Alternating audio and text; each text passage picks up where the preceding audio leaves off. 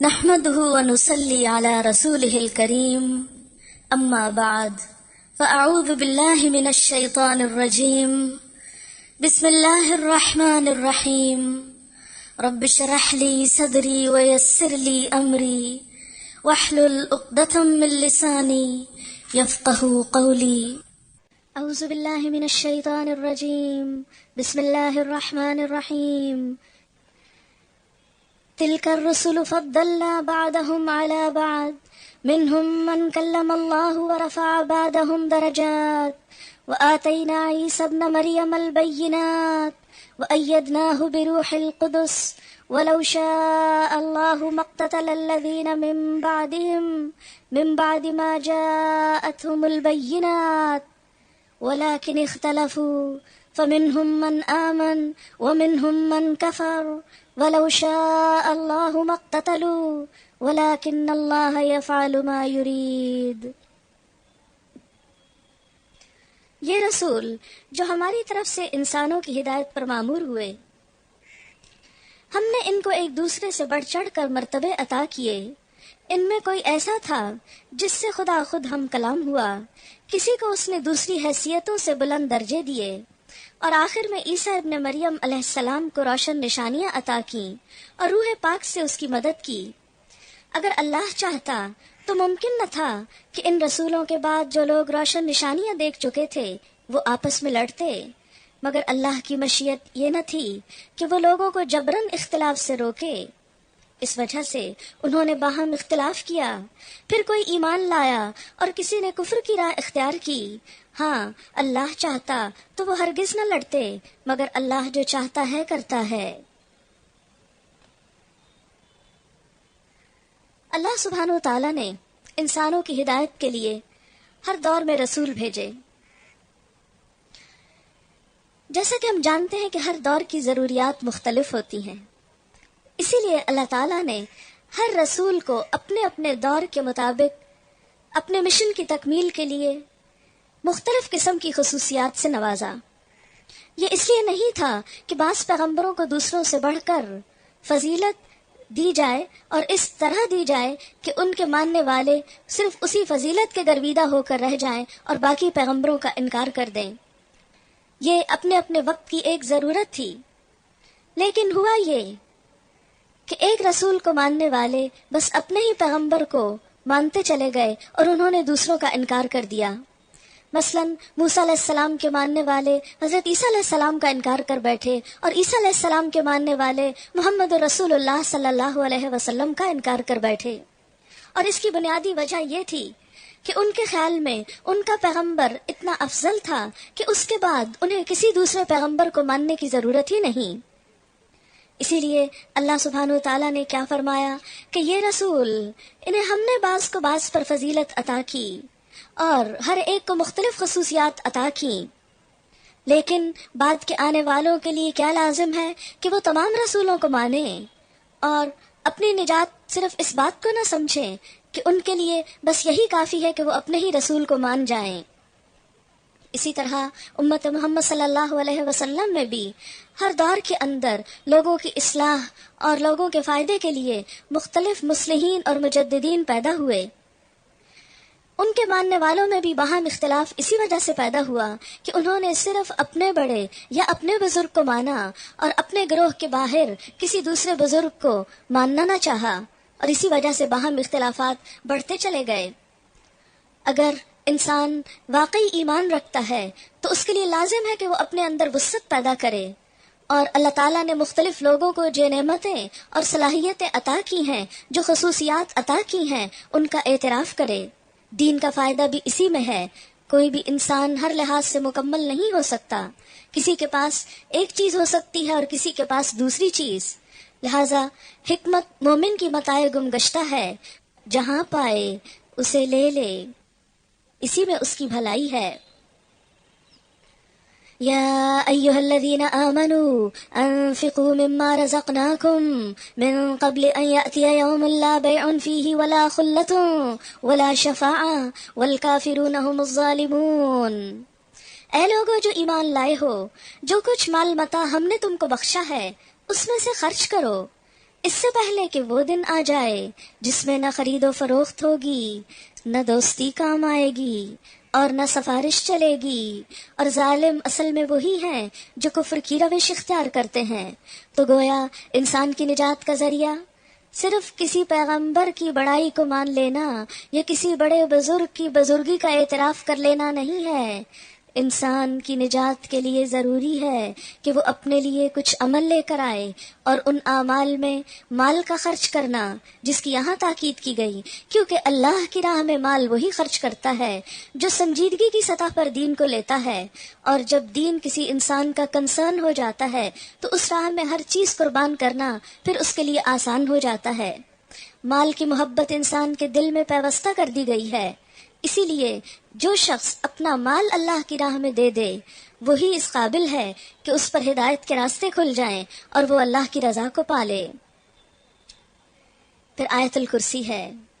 آیت الکرسی رسول اللہ صلی اللہ علیہ وسلم نے ابی بن کعب سے پوچھا، قرآن پاک میں کون سی آیت سب سے زیادہ عظیم ہے؟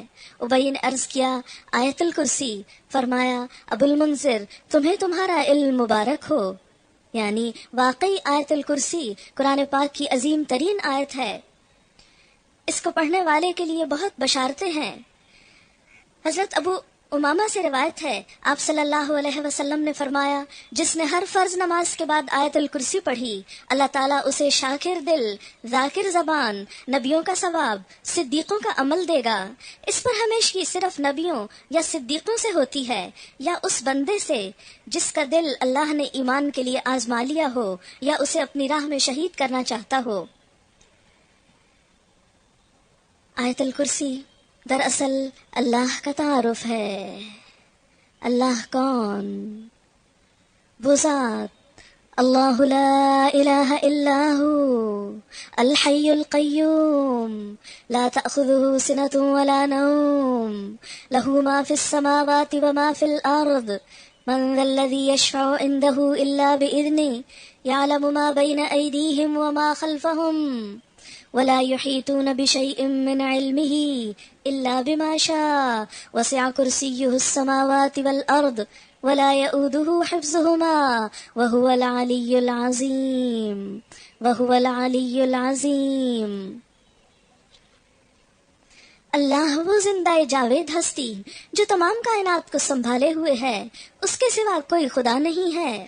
وہ نہ سوتا ہے اور نہ اسے اونگ لگتی ہے، زمین اور آسمانوں میں جو کچھ ہے اسی کا ہے۔ کون ہے جو اس کی جناب میں اس کی اجازت کے بغیر سفارش کر سکے؟ جو کچھ بندوں کے سامنے ہے اسے بھی وہ جانتا ہے، جو کچھ ان سے اوجھل ہے اس سے بھی وہ واقف ہے، اور اس کی معلومات میں سے کوئی چیز ان کی گرفت ادراک میں آ نہیں سکتی الا یہ کہ کسی چیز کا علم وہ خود ہی ان کو دینا چاہے۔ اس کی کرسی آسمانوں اور زمین پر چھائی ہوئی ہے، اور ان کی نگہبانی اس کے لیے تھکا دینے والا کام نہیں، بس وہی ایک بزرگ و برتر ذات ہے۔ اللہ رب العزت بس ایک، کوئی اس جیسا نہیں۔ الحی، زندہ، جو ہمیشہ سے زندہ ہے، ہمیشہ زندہ رہے گا۔ صرف وہ ایک ہستی ایسی ہے جس پر موت نہیں آئے گی۔ القیوم، خود بھی قائم ہے، پوری کائنات کو سنبھالے ہوئے ہے۔ لا تأخذہ سنۃ ولا نوم، یہ اس کی ایک انوکھی صفت جس میں اس کا کوئی شریک نہیں کہ نہ اس کو نیند آتی ہے اور نہ اس کو اونگ آتی ہے۔ کائنات میں کوئی اور چیز ایسی نہیں جو کبھی تھک کر ہار نہ جائے سوائے اس کی ذات کے، پھر اس جیسا اور کون ہو سکتا ہے؟ ہر چیز جو آسمان اور زمین میں ہے اسی کی ملکیت ہے۔ اس کی ذات اتنی بلند و بالا ہے کہ کوئی شخص اس کے اذن کے بغیر قیامت کے دن کسی کی سفارش نہ کر سکے گا۔ اس کا علم ہر چیز پر چھایا ہوا ہے، وہ بندوں کے مستقبل کو بھی جانتا ہے، ان کے ماضی کو بھی جانتا ہے، ان کے آگے اور پیچھے ہر چیز کا علم رکھتا ہے۔ لیکن اللہ کے علم میں سے کوئی شخص بس اتنا ہی لے سکتا ہے جتنا وہ چاہے۔ ساری دنیا کے انسان مل کر بھی اللہ کے علم میں سے بس اتنا ہی لے سکتے ہیں جیسے خضر علیہ السلام نے موسیٰ علیہ السلام کو بتایا، سمندر کے مقابلے میں ایک قطرہ، اور وہ بھی جب اللہ چاہے۔ آج ہم دنیا میں طرح طرح کے علوم کے انکشافات سے بہت متاثر ہو جاتے ہیں، مرعوب ہو جاتے ہیں، لیکن حقیقت میں دیکھا جائے تو سائنس کوئی نئی چیز پیدا نہیں کر رہی، صرف ان معلومات کو جو کل تک چھپی ہوئی تھیں آج انسانوں کے سامنے ظاہر کر رہی ہے۔